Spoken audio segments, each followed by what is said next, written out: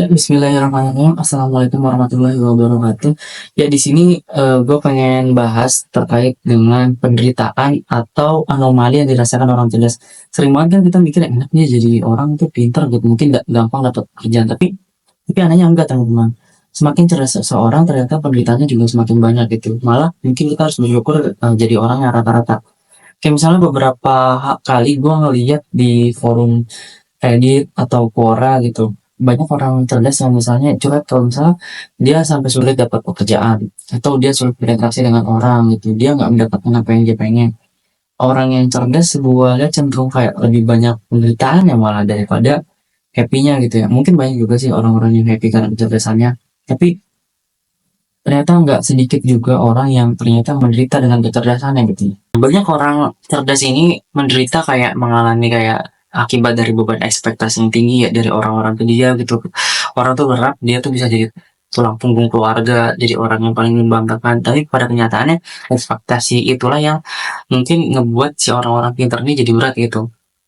Nah, terus selanjutnya juga mungkin kesepian, sulit berinteraksi dengan orang karena dengan level kecerdasan tertentu dia akan sulit banget ketemu orang yang punya kecerdasan yang sama gitu, mendapatkan orang yang frekuensinya mirip, mendapatkan interaksi dengan orang yang enak diajak ngobrol gitu, itu akan mungkin dia akan kesulitan gitu. Terus lebih cepat cemas atau khawatir gitu karena otaknya tuh aktif banget. Jadi dia kayak setiap saat memetakan ancaman-ancaman apa aja yang mungkin kedepannya bisa terjadi ke dia. Terus dia gampang stres gitu karena sering mikir ya. Terus masalahnya pas udah mikir tuh overthinking gitu. Pikiran dipikirin terus. Nah, kebanyakan karena otak kita itu lebih cenderung ruminansi, mengulang-ulang hal-hal yang negatif gitu. Jadinya makin stres, makin depresi mungkin ketika dia nggak punya orang yang bisa diajak ngobrol, dia nggak bisa nyelesain masalah yang ada di pikirannya. Bahkan mungkin ya jadinya depresi gitu, sampai ke tahap depresi karena dia nggak bisa nyelesain masalahnya sendiri. Nah, ada juga permasalahan yang mungkin sering terjadi buat kepada orang-orang cerdas. Kayak misalnya perasaan nggak dihargai gitu.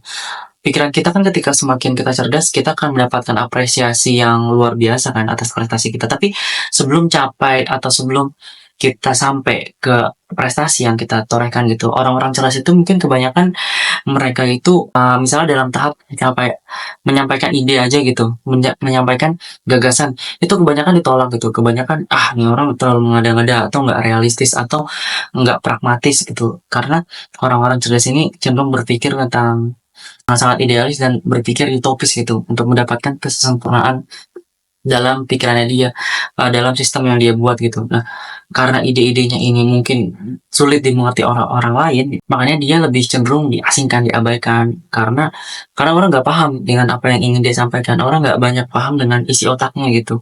Dan kebanyakan hal yang berbeda di dunia ini dianggap sebagai hal yang aneh, hal yang tabu atau hal yang dianggap sebagai kritikan atau ancaman bahkan gitu. Jadi rasa tidak dihargai ini juga menjangkiti orang-orang cerdas. Nah, dampak dari hal-hal yang diterima orang yang cerdas dalam artian dalam konteks negatif yang pertama pasti stres dan cemas gitu.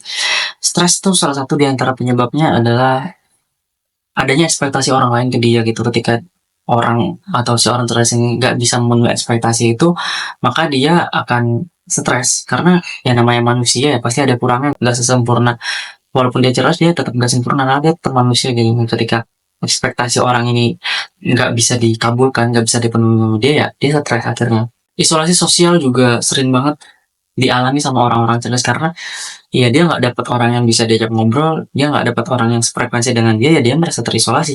Walaupun dia punya banyak teman, walaupun dia lagi ada di tempat yang asik banget gitu, dikelilingin banyak orang gitu, tapi kalau nggak ada yang bisa nangkep apa maksudnya dia, ya itu akan sulit banget gitu. Nah, sebaliknya kalau misalnya dia udah dapat orang yang ngertiin dia, wah itu rasanya pasti senang banget gitu. Rasanya tuh pasti kayak, wah ini akhirnya gitu, selama ini penantian panjang gitu. Tapi bisa senang banget. Dan sebenarnya dia gampang juga dikecewakan gitu, orang-orang cerdas tuh gampang dikecewakan karena kesulitan mencari teman. Ketika udah dapet dia berharap dia akan berteman selamanya dengan orang yang sefrekuensi ini. Padahal kan namanya orang ya punya kurangan, punya masalah, tetap punya masalah juga yang mungkin akan mengecewakan si orang cerdas ini gitu. Yang perlu dipahami atau perlu dipertimbangkan adalah kita harus terbuka, toleran, dan kompromi dengan berbagai macam kekecewaan yang mungkin akan kita terima di masa yang ke depan, di masa yang akan datang gitu. Nah, dampak berikutnya adalah merasa tidak puas gitu. Walaupun dia udah aktif banget, produktif untuk mengerjakan sesuatu, menciptakan sesuatu, tapi dia dari tahun rencana tuh akan overthinking terus gitu dengan pencapaian. Dia akan ragu terus dengan pencapaiannya, dia akan terus nyari-nyari sesuatu yang bisa bikin dia puas gitu ya. Apa? Akhirnya toxic productivity. Yang mana toxic productivity ini akan membawa dia ke kecemasan, kelelahan fisik mental, ke hal-hal yang berujung pada kekurangan kesejahteraan psikologisnya gitu sebenarnya. Jadi serba salah juga teman-teman. Jadi orang cerdas itu nggak selalu enak. Mungkin kita kan, oh dia mungkin cepet ya dapat pekerjaan yang dia mau, tapi di balik dari itu yang kita lihat sebenarnya banyak juga penderitaan yang dia alami gitu. Ya namanya manusia lah, plus minus ya. Pasti di balik kelebihan juga ada kekurangan gitu ya. Mungkin kita nggak merasakan atau bahkan mungkin penderitaannya lebih besar daripada orang yang punya kecerdasan rata-rata kayak kita ini. Nah, mungkin buat teman-teman yang nonton yang merasa dirinya tuh cerdas gitu, merasa dirinya beda dari yang lain karena kecerdasannya, pertama adalah penerimaan. Kita nggak bisa terus memenuhi ekspektasi orang, kita nggak bisa terusan sempurna, kita harus paham bahwa kita tuh manusia juga yang punya banyak salah, yang punya banyak kekurangan, ya kita terima diri kita apa adanya. Kalau mau dalam hal pekerjaan, misalnya kita nggak ada pekerjaan ideal yang kita pengenin, ya kerja apa adanya aja dulu gitu. Baru kita maksimalin dengan kecerdasan yang kita punya gitu. Jadi kita harus acceptance dulu, menerima diri kita apa adanya gitu. Yang kedua mungkin agak sulit, yaitu mencari teman yang frekuensi. Walaupun sulit, tapi bukan berarti nggak ada. Kita tinggal cari dan yakin aja bahwa suatu saat kita akan bertemu dengan orang yang frekuensi dengan kita. Oke, berikutnya adalah mengurangi dampak negatif dari kecerdasan ini, kayak stres gitu. Solusinya rata-rata sama ya dengan solusi dari permasalahan psikologis lain. Dan mungkin kalau misalnya punya masalah kecerdasan yang berujung pada dampak negatif mental, bisa hubungin psikolog ya, atau cari atau mulai mempertimbangkan untuk pergi ke psikolog. Kalau misalnya enggak, bisa dengan cara-cara berikut ini, kayak misalnya latih mindfulness gitu, latih bagaimana kita berpikir yang tentang berpikir saat ini gitu. Jadi itu bisa banget mengurangi overthinking kita dari hal-hal yang nggak perlu kita pikirin.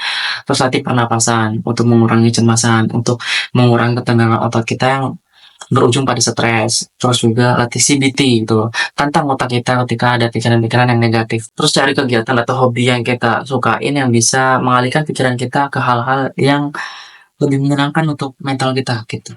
Nah, jadi walaupun orang-orang cerdas ini punya kelebihan dalam sisi kognitif, tapi sisi afektifnya juga nggak bisa lepas dari hal-hal negatif gitu. Kayak misalnya ya kelelahan secara mental, capek, bahkan stres gitu. Semua orang akan mengalami itu, bahkan untuk orang cerdas. Bahkan mungkin orang yang cerdas akan mengalami stres yang berkali-kali lipat karena dia tipenya pemikir, stresnya tuh dipikirin terus nggak bisa habis. Tapi jangan menyerah karena setiap masalah pasti ada solusi. Yakin aja kita akan lebih baik ke depannya gitu. Masalah-masalah yang sekarang kita alami atau yang teman-teman yang cerdas ini alami itu akan berakhir secepat mungkin gitu. Nah, mungkin cukup sekian video dari gua, mudah-mudahan bermanfaat. Wassalamualaikum warahmatullahi wabarakatuh.